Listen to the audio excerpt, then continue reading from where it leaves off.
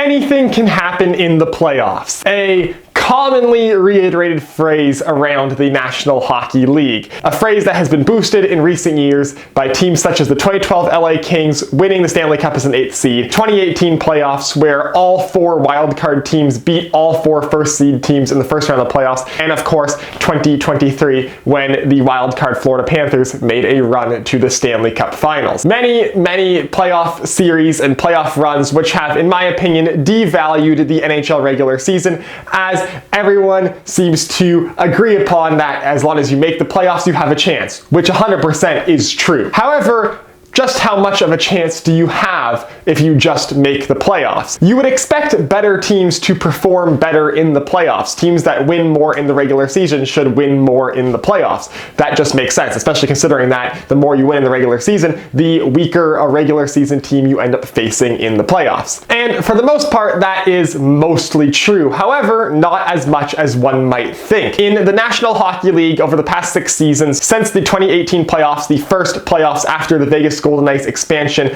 of the 98 NHL playoff series that have been played, including those 5-game play-in series in the 2020 postseason, the number 1 seed has only won 58 or just 59% of those series.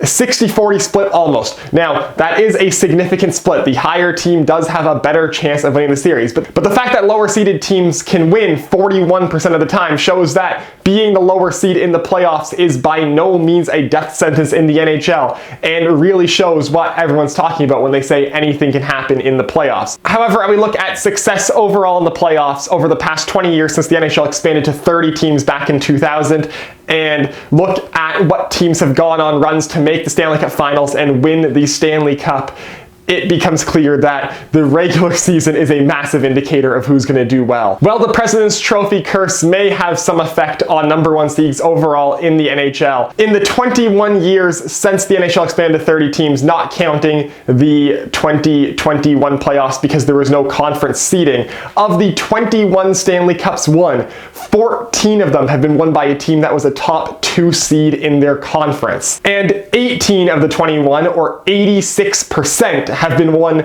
by a team that was a top 4 seed in their conference. So, well, yes, squeaking into the playoffs gives you a chance. You can still win series, you can still go on a run. The chances of a bottom 4 seed in the playoffs actually winning the Stanley Cup are incredibly slim. When looking at the teams that have gone on and won the individual conferences to qualify for the Stanley Cup Final, out of the Eastern Conference, 8 of the 21 teams have been a top 2 seed, and 17 of the 21, just over 80%, have been a top 4 seed, reiterating that top 4 seeds get it done. Although despite that high number of top 2 seeds in the East, only 2 number 1 seeds in the Eastern Conference have made the Stanley Cup Finals since 2001. In the Western Conference, they fared a bit better, where 7 out of 21 number 1 seeds, or 33% of number 1 seeds since 2001, have qualified for the Stanley Cup Finals. However, after number 1, there's been a bit of a drop-off in the West, where only 12 out of the 21 representatives in the Stanley Cup Finals from the Western Conference have been a top 4 seed, just at 57%. So, the statistics show, obviously,